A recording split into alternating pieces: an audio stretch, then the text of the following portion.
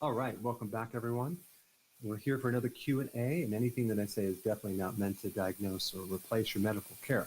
Check with your doc before doing any of the things we're going to talk about, and do your own research. But I would like to show you a lot of interesting links between natural things and body conditions, so that way you can get a clue of like what areas to focus more on. Because the problem is like there's just so many complications and side effects from these synthetic solutions. So, Steve, let's just dive right into these questions. All right, we are indeed what we eat, aren't we?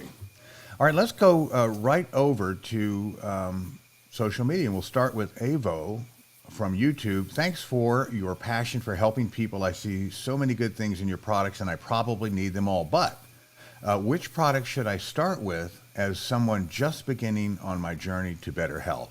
Good question. I think the electrolyte powder, because the electrolyte powder is a very different blend of minerals, because it's really high in potassium. It has the trace minerals. It has the other electrolytes, but it also has the quality is like I don't have any hidden maltodextrin like a lot of other products have, because they go with the cheaper ingredients. So it's really good for keto. It's really good for even if you're not on keto. So I think that would be like the base that I would recommend.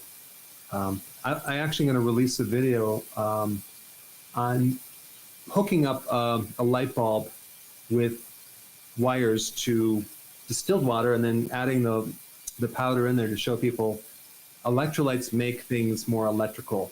And so your body becomes now powered to run the nervous system and the muscles. So you'll definitely feel difference, especially if you exercise. You'll feel a difference. So yeah, and it's a little bit different than Gatorade.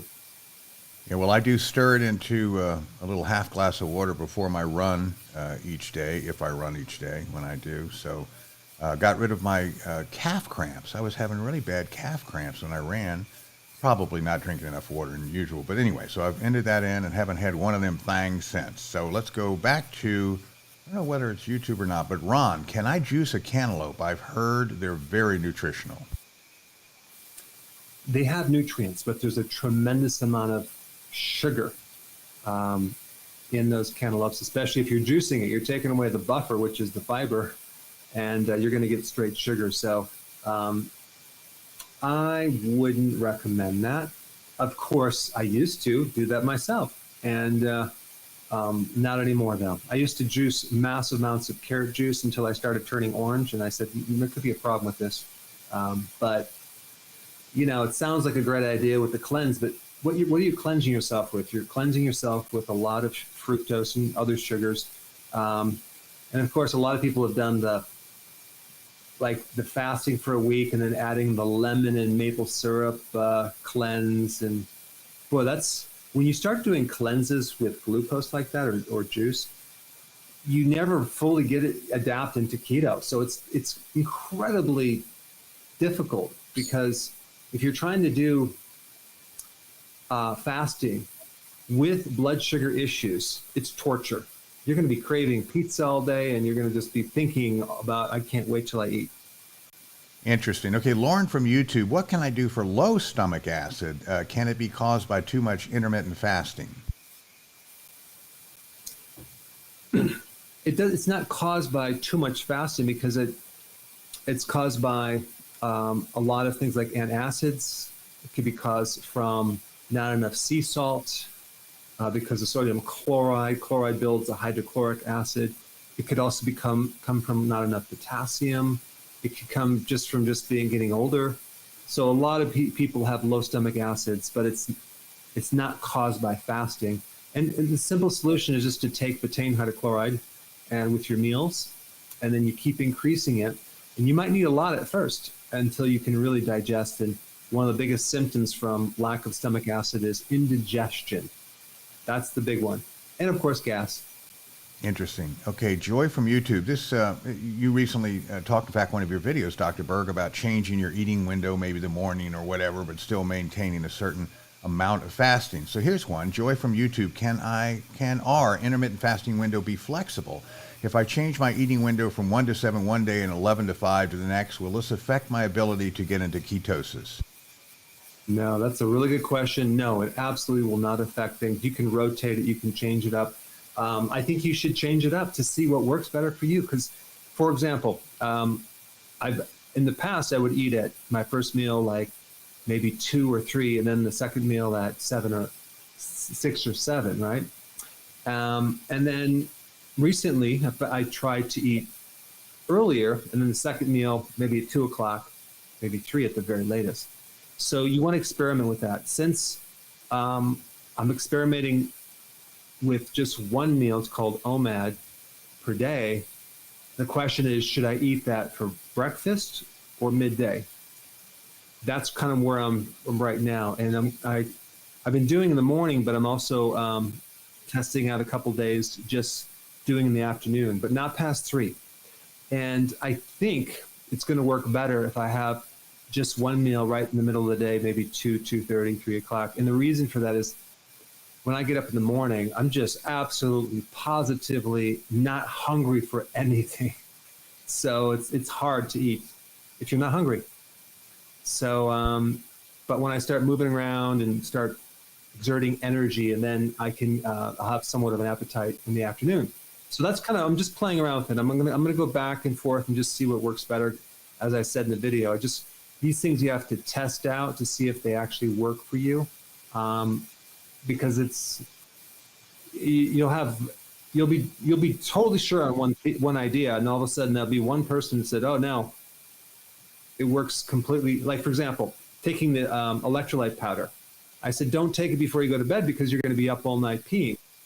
And of course, someone said, "Oh no, it's the only time that stops my peeing by taking electrolytes before bed." I'm like, okay, well, there's always that exception to the rule. So whatever works for you. Indeed. Okay. And here I am on screen, a rare appearance, and there's a reason for it. So right here is Dr. Berg's app. So Dr. Berg app, this one happens to be on iPhone, and I've just logged on and I already feel better, by golly. No, there's a reason I brought this up, because Rhonda just asked, do you have a video on leg cramps? And again, from HQ's just to prove this, so it's all set. So go to go to your app store on, happens to be Apple, Dr. Berg app, or the same on Android. So get on there, and it's an absolute wealth of information to answer any question you have, even though Dr. Berg's delighted to answer your questions on air. So once again, let's go back to Rhonda's question. Do you have any videos on leg cramps? I have a lot of videos on leg cramps, and the thing about leg cramps is that it's not always one electrolyte. It could be magnesium, it could be potassium, it could even be sodium, it could be calcium. So because they all tend to work together, because you have this over-contracted muscle, right? Is it that you're missing the mineral that's supposed to relax the muscle, or is it that you're missing another mineral that indirectly works with the contraction relaxation phase? So it's one of those things you have to rule things out one by one, or just take electrolytes, and that should help you. Now, the other factor too is that, let's say you have all these minerals, but your pH is on the alkaline side. In order to have these minerals being transported, you need the right pH. It can't be too alkaline. If things are too alkaline in the body, you'll tend to get tetany or tightness or spasm or muscle cramps. So some people just swig some apple cider vinegar with water and boom, they do great. And they didn't need to take any electrolytes. So I have a lot of videos on that. And like Steve said, I finally completed the upgrade on our app. It's a free app that just has all the videos that I do on this one app. So if anything ever happens in the future, you can't find me on YouTube for some reason because they shut me down, guess what? You'll have an app and you can watch the videos, and they can be, easily categorized so you could find things a lot better. I mean, I have videos on certain topics on YouTube that I can't even find. I can't even find certain videos for some reason. So sometimes it's hard to find what you're looking for, but I do have about 6,000 videos on every single topic you can imagine. So you might want to think about getting that app and checking it out. I think you'll like it. Yeah, it just digests everything down to 6 buttons or something to get any category, any area, audio, video, etc., etc. And this is good news for people around the world because we are being joined from the UK, Canada, Jordan, Jamaica, St. Lucia, maybe, India, Bolivia, Norway, Ghana, Spain, Belgium, Poland today, Cameroon, Iran, Japan, the Netherlands, Pakistan, Algeria, South Africa, France, Ireland, Nepal, Argentina, the Czech Republic, Mexico, Finland, Italy, Egypt, Taiwan, Greece, Germany, Uganda, Sweden, Nigeria, Malta, and Dubai, Bermuda, Trinidad and Tobago, Kenya, Romania, Peru, Iceland, Syria, Romania, Saudi Arabia, Bali, Switzerland, Mauritius, Terry? I can't pronounce these things, these exotic places, but thank you from Mauritius, and I bet I butchered your name, the Philippines, Turkey, Albania, Costa Rica, and all across these United States. And I guarantee you, poor Terry has Band-Aids on his fingers from typing all that in, so we really appreciate your effort there, Terry. That's terrific. And we also appreciate the efforts of those in the green room that are so patient to come onto the show and ask their question personally. And let's kick it off with Philip, and Philip is calling from the middle of Indiana. And Philip, you're on with Dr. Berg. Great. Good morning, sir.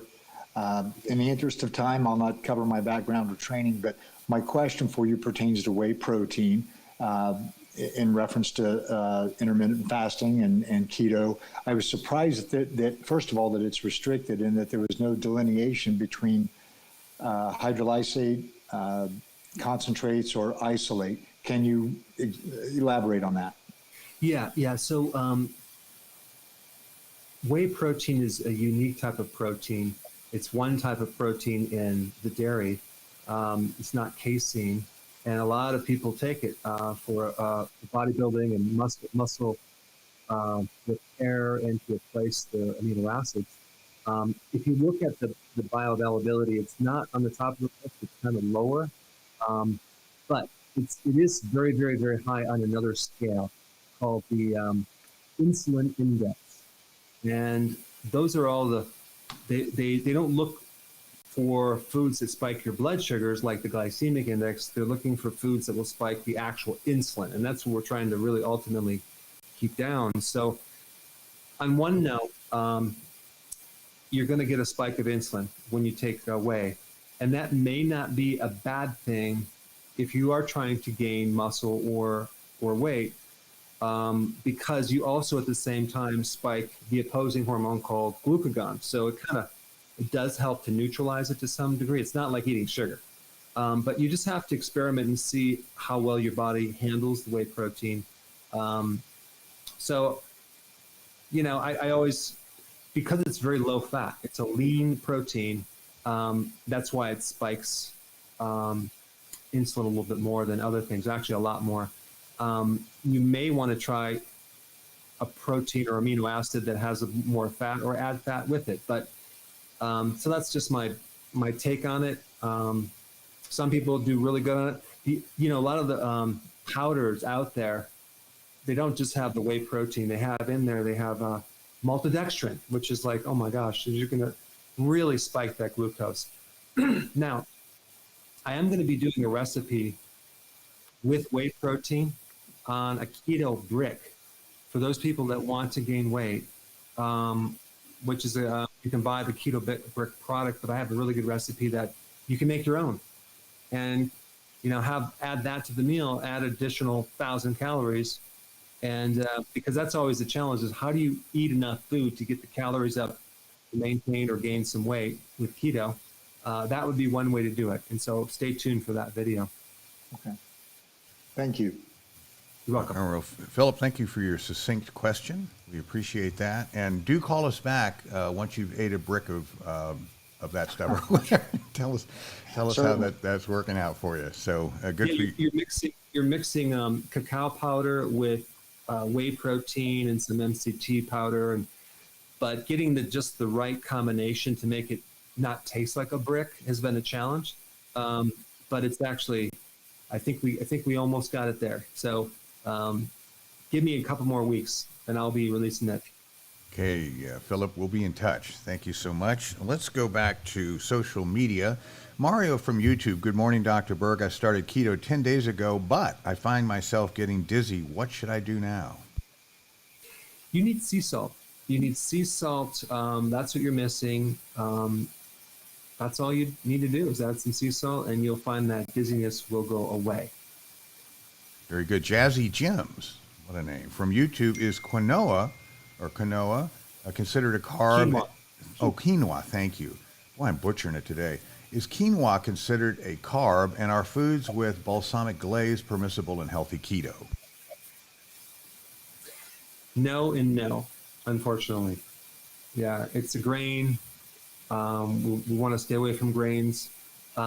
It's not just about the carbs and grains. It's also about the phytic acid, the other things that prevent nutrient absorption, and then the high omega-6 fats versus very low omega-3 fats. And then also the caramel glaze. I wouldn't touch that if I were you. Okay, very good. Rosalind, and our hearts go out to her from YouTube. If I'm too thin, can I still do keto? And I am a cancer survivor, and I want to modify my diet to keep the cancer from recurring. Yes, I would, because, I mean, the thing is, the more insulin resistance you have, the more hyperinsulinemia you have because of the carbs, the worse that you can have outcomes with cancer. And so it's very important to keep on a low carb diet to prevent cancer from coming back. When you have cancer, there's a bit more you need to do, and I have videos on that. But as far as prevention, you want to make sure your mitochondria are strong, and the best way to do that is to feed it the fuel that you need to create the least amount of damage to the mitochondria. The keto is the way to go with intermittent fasting. If you did keto plan with regular intermittent fasting, with periodic prolonged fasting, this is my opinion, but I think you wouldn't have your cancer come back, because it's a very therapeutic thing when you do fasting. It destroys cancer. Cancer does not like fasting. Well, Rosalind, we're pulling for you. So keep up that great healthy diet, and we wish you well. Okay, and Terry's not leaving anybody out. Whenever we do our shout out, there's always a few others that feel left out, and they are Malaysia, Zimbabwe, Tunisia, Morocco, Kyrgyzstan, Russia, Luxembourg, and the United Arab Emirates. So thanks for sounding off or chiming in and so on. So appreciate you joining us on the show and joining us all in great health.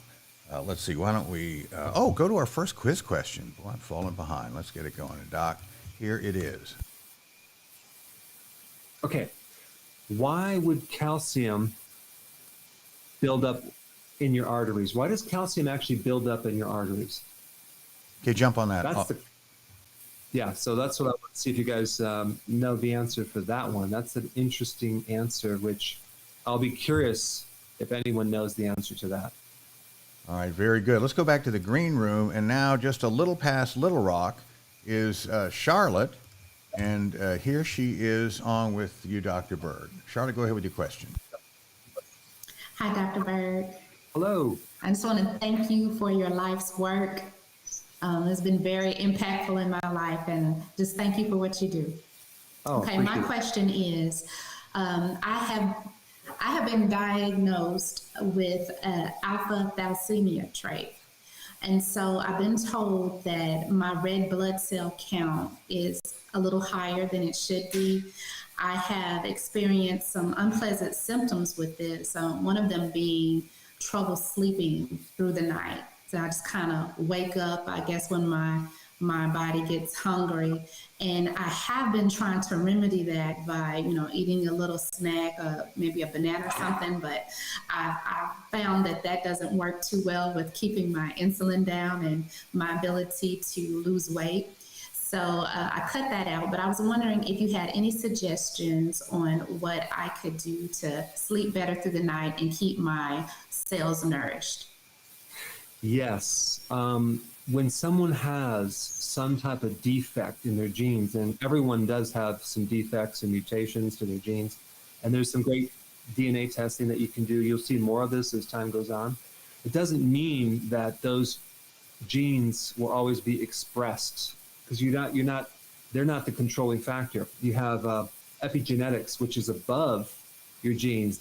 So it's lifestyle, it's when you eat, it's what you eat, it's the stress level, all these other things. But what you're trying to do, which is smart, is trying to do fasting, and it's been hard, so you have to snack. I think there's two things well, actually, more than that. I would, first of all, you need to start including the apple cider vinegar with water with your meals, and maybe even before you go to bed, because it's one of the best things to regulate your blood sugars. Even if someone does a high carb diet, if they consume that apple cider vinegar with water, their blood sugars will be better, even if you have something called the dawn phenomenon in the morning where your blood sugars are high. So apple cider vinegar is really good. The other thing is to look back at my videos on your meal and compare it to what I recommend to what you're doing. You might need more fat with the meal. Because if you're truly in ketosis, to be able to get the benefits, you should lose your appetite. So you should not be hungry at all, and you should feel good, and everything should be fine.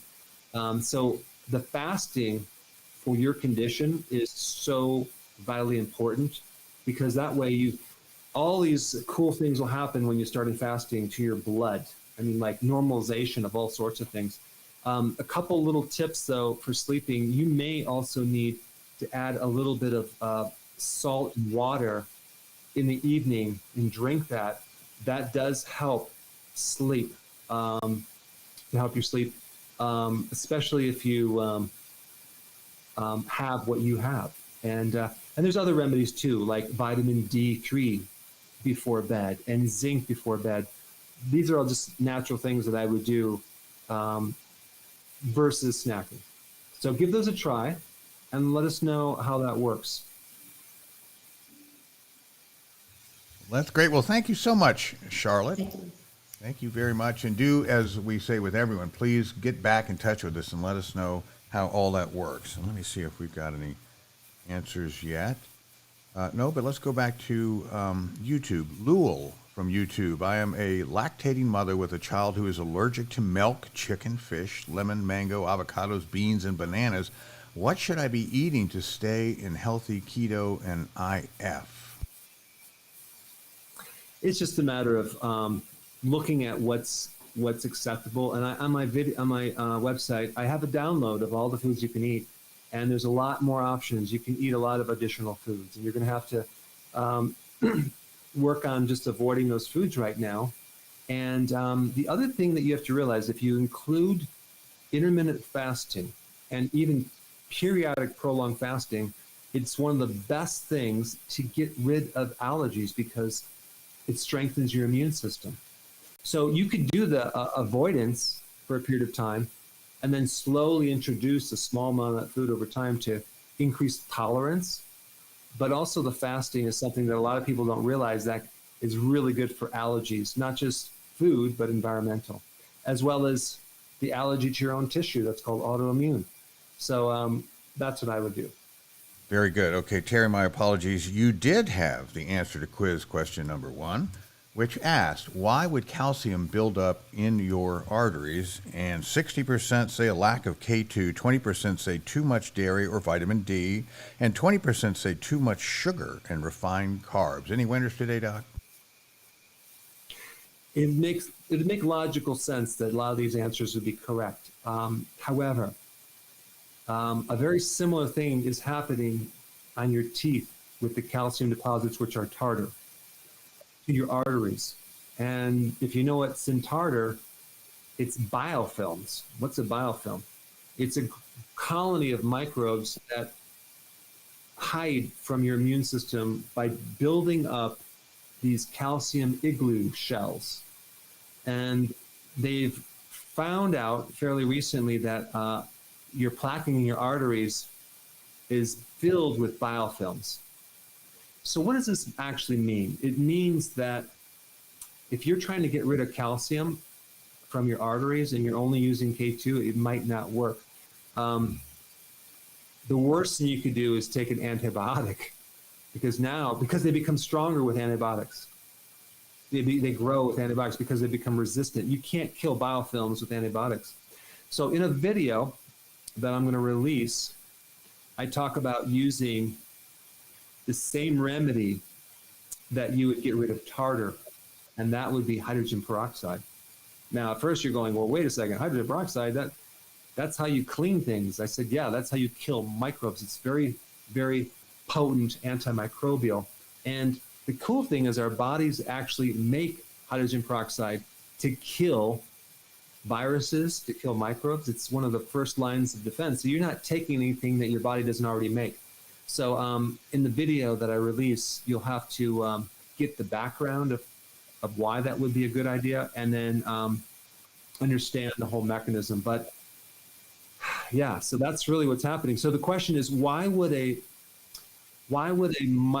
biofilm attach to your arteries? Well, they attach to areas, surfaces that have like a different rough edge, just like if you were to have like a replaced hip or a catheter, they tend to accumulate on that surface, but they don't tend to accumulate on really smooth surfaces.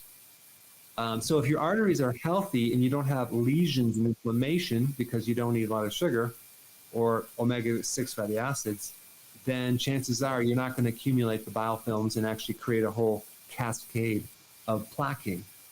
So it all kind of will make sense when you watch the video, but it's an interesting topic and a way to handle and prevent these problems.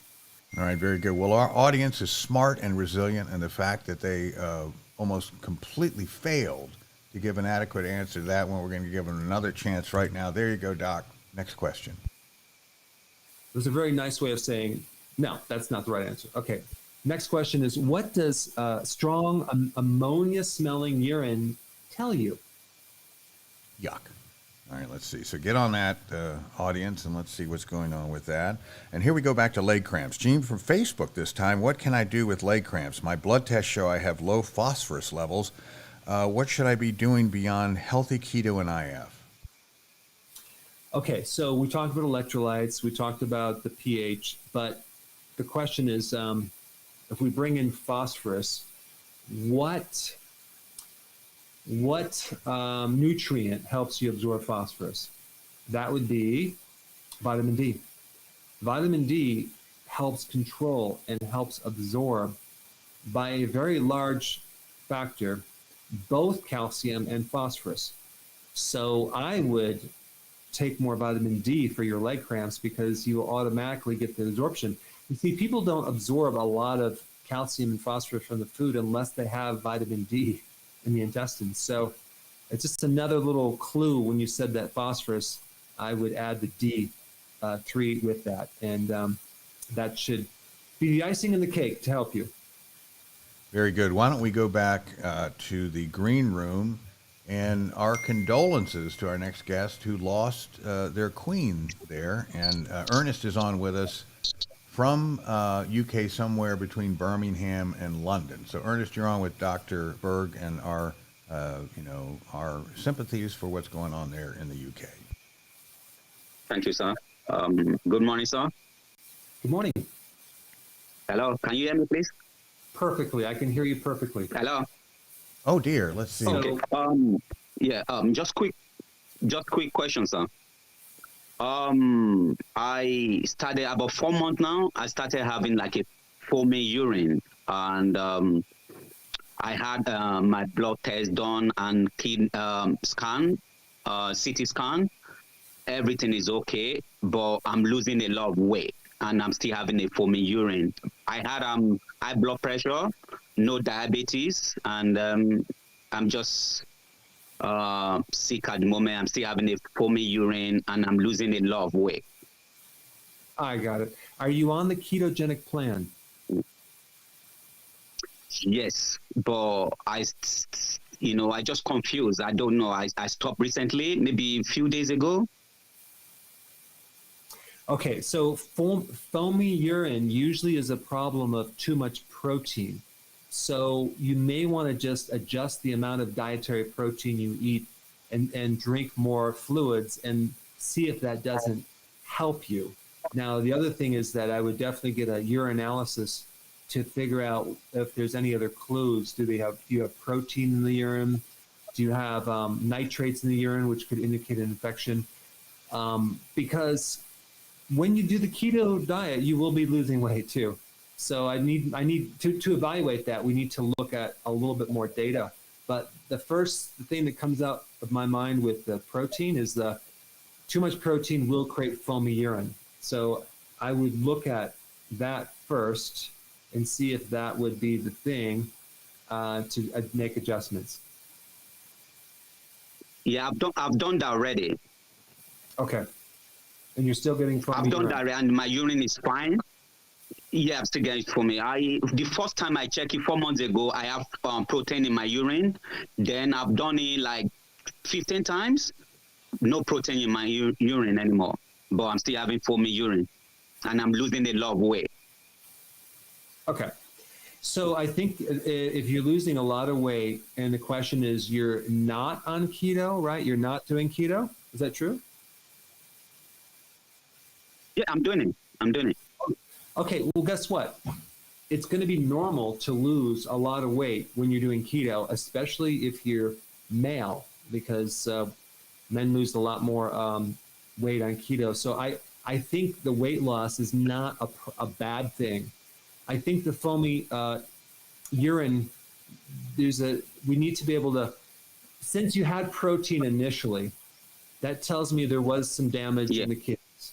So that damage doesn't go away right off the bat. It takes months to fix that. So even though the protein might go away, the damage is still there in the kidney. That does probably going to take 6 months. So I would, if I were you, follow the ketogenic plan, make sure it's the healthy version, lower the amount of protein, drink more fluid, and just give it a little bit more time.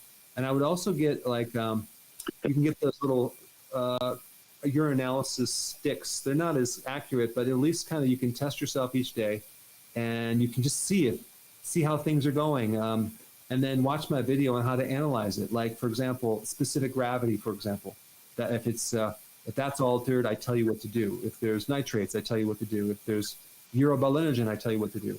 So I think the urinalysis is to figure things out. But the reason you're losing weight is because you're on keto. That's my guess. Okay. Thank you, sir. Get back in touch with us, Ernest, and thanks for representing the UK so very well. We appreciate it. Now, audience, drum roll, please. We're going to have a chance to redeem yourselves by having some correct answers for question number 2, which says, what does strong ammonia-smelling urine tell you, speaking of urine? And 55% say liver or kidney issues, 35% say dehydration, 15% say, well, here we go, too much protein. You're all right again, and I should probably give people easier questions, but this is, it's mainly a liver problem. The liver deals with the excess protein that someone eats, or just the protein in general. And so there's a whole cycle of breaking down protein. It's called the urea cycle. And even your microbes can add to this cycle too, in that what they do is they take this byproduct of protein called ammonia, and they turn it into urea, which is a less toxic thing. Your body does not want too much ammonia to be in your bloodstream, because then it kind of goes to the brain and it's very toxic to your brain cells, and you can have dementia. But other than that, you'll be perfectly fine. So your liver is the organ that's supposed to deal with that. So if the liver can't do that job because it has maybe cirrhosis, or it's fatty, or there's inflammation, and then it will actually spill off into the blood. You'll have higher amounts of ammonia in the urine. Now, when you're doing keto, what happens is that your ketones are more acidic, and your body's trying to balance that pH out, sometimes by increasing more ammonia, because ammonia is very alkaline. So that could be a completely normal thing, because you're just in some deep ketosis. So this is why I recommend various things when you do keto, like, apple cider vinegar with water, which actually helps this process, lemon water, big salads. All these things tend to counter that excess ammonia. And yes, you need to drink more water, and that's just a given, but it's not just the water, it's the ammonia. And then the other thing is, if you're consuming too much protein, like let's say you're doing 10, 12, 13 ounces of protein per meal, then you might have more ammonia smell. And there's also other things that can increase ammonia too, like if you sweat more profusely, because your microbes can turn that into ammonia, as well as you exercise a lot, you can have that ammonia type smell. But typically, if you're doing the healthy version of keto and you're having a moderate amount of protein, not the high protein, but the moderate amount, you won't have that ammonia smell. But I will release a video on some natural things that you can do to clean that up if you still have a problem. Very good. Shaz from YouTube, could you do a video, or maybe you have, on a fertility-friendly diet? Well, I have, but I will do on that.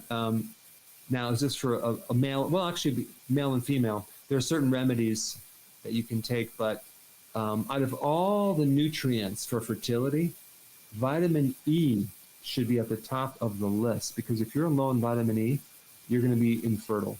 But there's a lot more to it as well. But vitamin E is definitely an important one. But I'm telling you, what's happening now is this, the diet that most people are on and the chemicals in the environment are really making a lot of people infertile, unfortunately. And there's certain things that I can't even talk about, or else I'll shut my YouTube channel down, that are also contributing to it. But I think you guys can read through the lines on that one. Very good. Okay, JJ from YouTube, how can we do IF if we are diabetic? That's the very reason why you need to do it, IF. I have right now a really good case study, which I'm going to do an interview. He's a type 1 diabetic, okay? Now, he doesn't have insulin, so he has to inject it to bring his sugars down. Well, he started doing fasting and intermittent fasting, and his amount of insulin he needs is so tiny right now. It's like, I mean, you would think he wouldn't even need any at all. So the whole goal with diabetes is to take the least amount of medication and so you have the least amount of insulin response and sugars, right? I mean, that's like common sense. It's going to decrease your complications and all the other side effects. So why wouldn't you want to do something that will help that situation? Fasting decreases the need for insulin because eating stimulates insulin. So it's the exact thing you need to do. It's the eating and the frequent meals that just worsens things with diabetes. But I do have, sometimes I'll have people who say, well, I can't do keto and intermittent fasting because I'm a diabetic. I'm like, well, all you're missing is the basic knowledge of what insulin is and what diabetes is. And once you understand that, you're like, oh, I need it. All right, very good. Let's do a math question as a quiz. Here you go, Dr. Berg. All right. Which has more vitamin A, 3 ounces of beef liver or 200 cups of raw kale? Okay, jump on that, audience. You redeemed yourself on the last one. Let's keep that trend going. All right, let's see. Gene from YouTube. My 16-year-old daughter had Lyme disease, and let me bring that up, and went through 2 different courses of antibiotics lasting a total of 3.5 months. She was scoped and was diagnosed with candida. Terry, I wish you were here. Esophagitis, her esophagus, something wrong with that, and is on anti-yeast meds. What can we do to address this issue? When you take an antibiotic, you kill off bacteria. You don't kill off yeast. You kill off the very thing that's supposed to buffer the growth of yeast. See, the bacteria is there to keep the yeast count and candida low. So now we have an overgrowth of yeast. You're on medication. So what you should have done while you're on this antibiotic is started to take a probiotic with it. So you need to really beef up your probiotics so that'll put your yeast back into into check. So then that way it's not overgrowing. The other thing is you want to you want to make sure you're on the keto and low carb, because this yeast love sugar. So, especially milk sugar. So if you're eating sugar, especially ice cream, that would be a very bad thing for candida. I have videos on what to do for Lyme, and you know, unfortunately, people take long-term antibiotics and end up with more problems. And so this kind of leads me to the next point. The optimum solution is the solution doesn't give you a bigger problem or doesn't give you any problems. That would be an optimum solution. That's why I always recommend like natural herbs and stuff, because there is less side effects than prescription medication. But that's just my opinion. Very good. Okay, the audience has helped us catch up on these questions with rapid fire responses, and they've done the calculations on the question which asks, which has more vitamin A, 3 ounces of beef liver or 200 cups of raw kale? 85% say it's the liver, and 15% say that you ought to wolf down 200 cups of kale. That 15% probably, if I were to ask them individually, would say that the actual vitamin A is beta carotene, because they changed the definition of vitamin A to include beta carotene. Beta carotene is in the plant sources. So of course there's a ton of beta carotene, way more than in liver with plant sources. So, but beta carotene, you can't fix vitamin A deficiencies with beta carotene. Like for example, your night vision problem, blindness, you can't fix it with beta carotene, because beta carotene is actually a precursor that turns into retinol. It's not the active form. It's not bioavailable. So now the next question is, what's the conversion rate? Well, it's really tiny. It's like 3%. So that's why you'd have to consume so much plant-based things for your retinol, or else you're just not going to get it. So if you're not doing some of these animal products, you're not going to get vitamin A, the active form retinol, in any large amounts. And we need retinol for our retina, which is the eye, the nerve in the eye, to allow us to see, especially at night. And so I will be sharing a video on that as well. All right, very good. Well, here we go with someone else that likes you, Dr. Berg. Annabelle from London on YouTube. I avoided gallbladder surgery because of your advice, and it has healed naturally. Love you, Dr. Berg. I do think they sling those gallbladders out right and left, don't they? Yes. Yeah, it's a very popular. Well, I'm just glad it's an extra organ that we really don't need. One of those just extra things that people have that are left in the evolutionary process. It's just kind of still there because we don't need it. Goodness. Okay, Patsy from Facebook. I have an iron deficiency with elevated cholesterol and urea levels. What should I be doing to address these issues? Well, again, I would get on the standard eating plan to help your cholesterol. But you mentioned iron deficiency. I would never, ever, ever, ever take an iron from a supplement, because they're all in a form that is elemental. They're not like easily absorbable. So they create more problems than they should.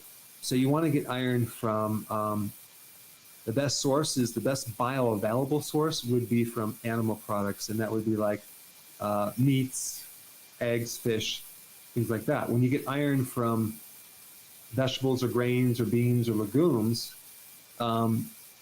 it's different. It's not what's called the heme iron that you need. It's a non-heme iron. And again, you don't get nearly the absorption. And then additionally, you have other things in the grains and things like phytic acid that blocks iron, and tannins that block iron. So here you are trying to get your source of iron from plants, but it's not really working. So people will always say, well, these plants are nutrient dense. Well, if you look at the whole picture, it's not. There's other factors that are going to limit the absorption of that vitamin, those certain minerals and vitamins as well. Okay, very good. Now we've got Jude, our first from the Philippines, I think, at least coming on the air, and he's got a little bit of a weak connection. So go ahead with your question. Your picture's a little jumbled. Go ahead, Jude. Okay. Good morning, Dr. Berg. Good morning. Hi. Hello. Oh. Okay. Thank you very much for this opportunity to be with you today. And my question is, actually, when I was back many years ago, when I was still in my obese or overweight stage, there's no problem with donating blood to Red Cross or whatever.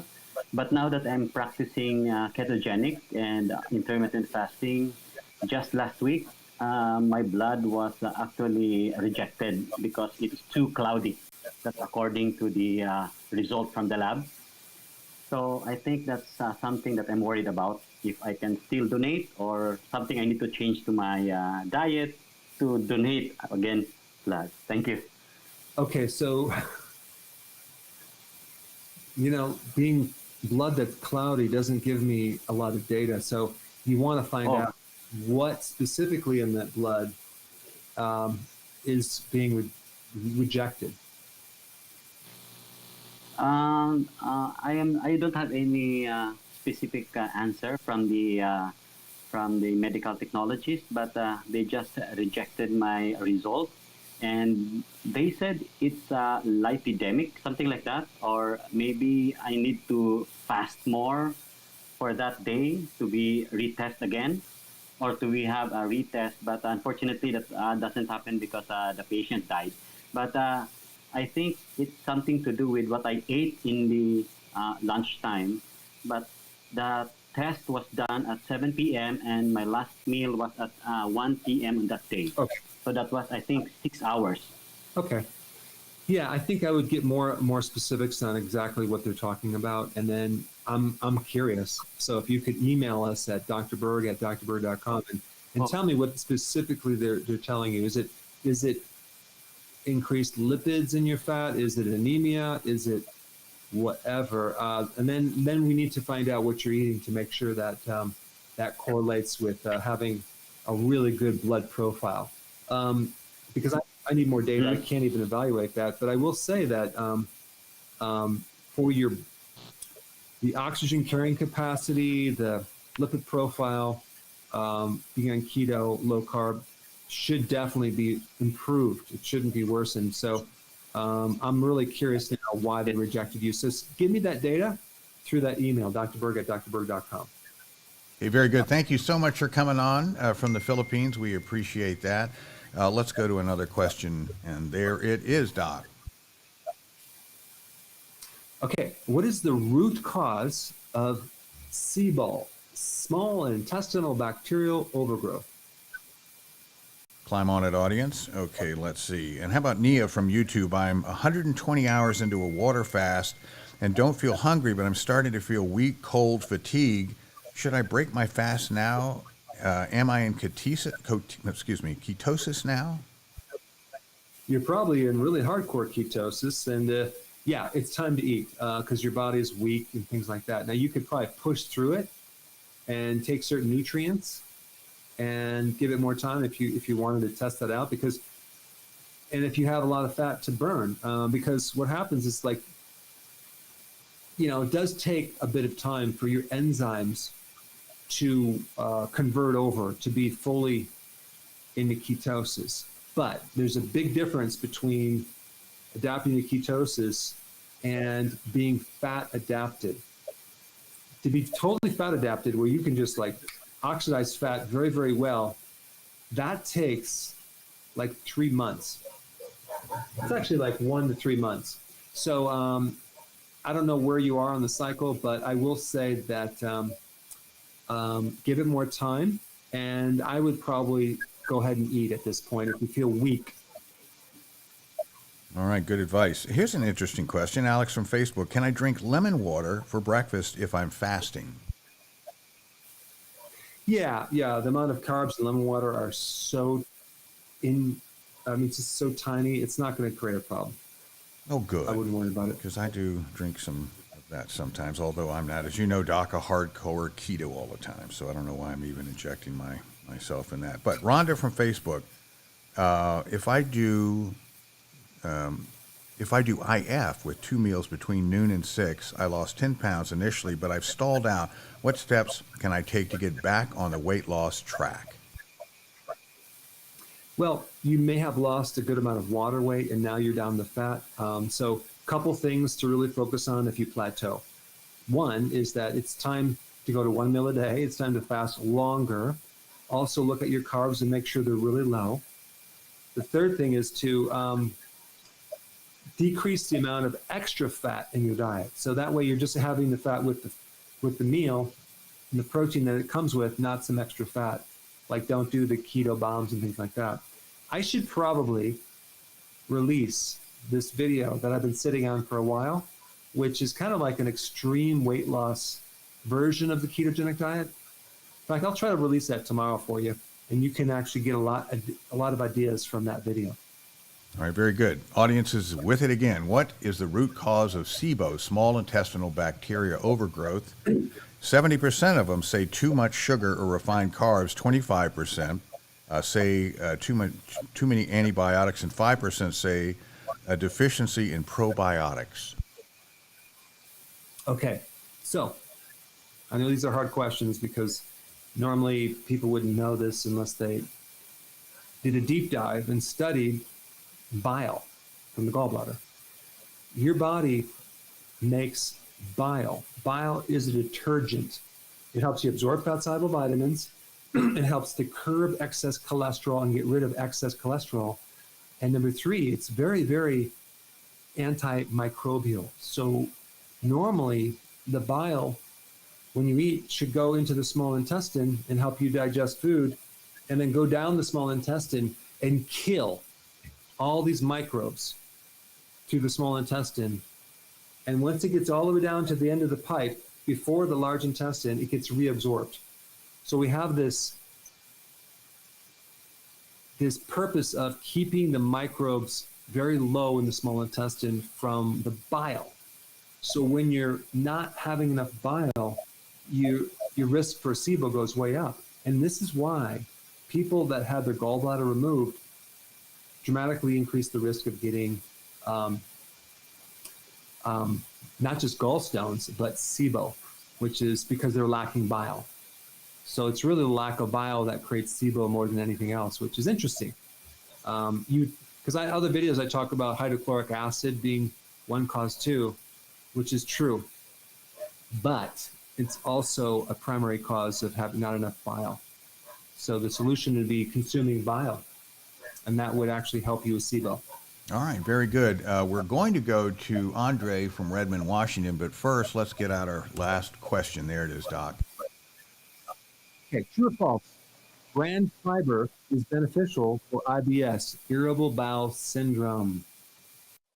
All right, audience, climb on that. And here is Andre from Redmond, Washington. Go ahead with your question, Andre. Hi, good morning. First of all, thank you for having me. And you touched on this topic already quite a few times during this show, but I'm going to say it anyways. So right now I'm 5'7", and my weight is about 120 pounds. I've always had difficulty gaining weight since I was a kid. And so for years, decades, I've been eating anything I want, thinking I could get away with it, right? And I grew up in Peru. In Peru, everything has potato, rice, there's corn. Even the healthier dishes has like, have a potato, a corn.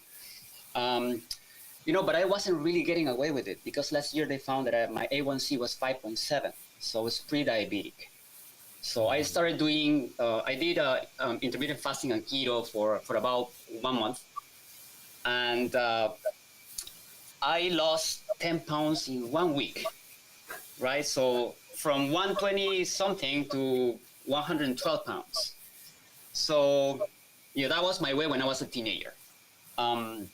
So my question is, and you touched on this topic already, and I think on your previous answer to the previous guest, one of the other guests, you said that, if you're in keto, you have to lose weight.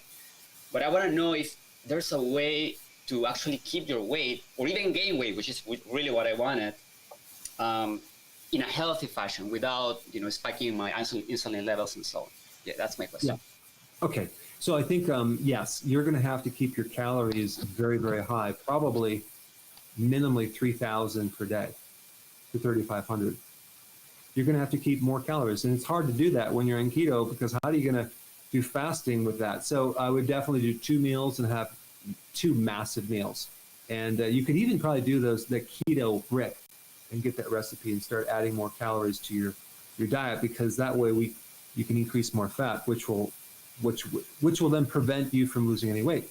The other thing you can do is to do weight training based on the method of Mike Menser. You can look him up. It's basically high intensity, low reps, but you're creating some serious stimulation of muscle hypertrophy, and you're only working out once a week or once every 2 weeks, but it's very intense, but it's not volume, but you're going to stimulate the muscle to grow. So the combination of muscle grow, more calories, and then maybe keep your carbs at 50 grams, not too low, but 50 grams, 2 meals a day. I think that will solve your problem very nicely. Well, thank you so much. May I get like a bonus question? Just a quick bonus questions. Yes. I was doing prolonged fasting. Yeah. I was doing prolonged fasting, and I was wondering if taking nutritional yeast could break it. No, not too much. It's not going to break it for more than a nanosecond, so I wouldn't worry about that at all. All right, that's great. Or, Andre, you can hang around with me, and I'll have you bulbous in a couple of weeks with my poor habits. So in an emergency, give me a shout, and I'll get you fat. Thanks so much for joining us. Oh, absolutely. No charge. Okay, let's see. Do we have an answer for our question? Question number 5, which asks, excuse me, fumbling around here, audience, forgive me. True, false. Bran fiber is beneficial for IBS, irritable bowel syndrome. And the audience, 100% yay, say that it's false. Is that true? Boy, they're correct, because you never, ever want to take bran fiber for IBS, because you are going to literally set that thing on fire. So this just kind of goes through, like, if the worse the digestive tract, the less fiber that you can tolerate. But these people are taking like bran fiber, thinking it's the next panacea of health. But if they have any IBS, they're going to suffer severe pain. But I think we should go to Charlotte, who's been waiting patiently in the green room, because we have not. Well, actually, we did get to her from a little past Little Rock. So we did? We did. Oh, okay. We did. Well, thank you. Anyway, Charlotte's very flattered, I'm sure, that we're going to bring her on here twice. But here's one thing we can bring on, Doc, and that is another reminder to the audience to get your now approved app. And all your questions right here is just like, just a dictionary in your pocket if you go this way. And but we still want you to go to drberg.com for sort of all the announcements. But there it is, folks. It's a great little app on Android or on Apple, Dr. Berg app. So climb on that, and there we go. Yeah, here it is right here. Download it. It's very, very expensive. It's free, but you will get a nice summarization and a nice place to find all these videos. And if you like it, I'd really appreciate if you could give me a review. That would be wonderful. If you don't like it, don't give me a review. Excellent. Well, let's see. I guess maybe we have time to talk about international shipping. Any new news on that, or getting people's products elsewhere? Yeah, if you are not in America, okay, and you don't like paying for extra shipping, we finally kind of got into different areas around the world, so you can actually order products without paying the excessive amount of the shipping. So we're always working on that. So I know that's going to help out. One thing I would like to say about just products in general, the quality of the products that I have is definitely different. I'm always working on getting really good sources, and not just like from the plant or the herb, but the soil the soil that it's grown on. They don't really talk about that a lot. And the great majority of all products out there, supplements, are made by either drug companies, chemical companies, or marketing companies. And so the quality is just not going to be the same. So I will say that if you want something that's just clean and it's nutrient dense and it's very effective, you might want to try our products. But so that's what I wanted to say. On that note, I really appreciate all your just wonderful questions and comments, and I read a lot of them. So stay tuned for some more videos coming up this next week, and I think you're going to like those as well. But I appreciate all of your wonderful, kind words. So thank you, and have a wonderful weekend.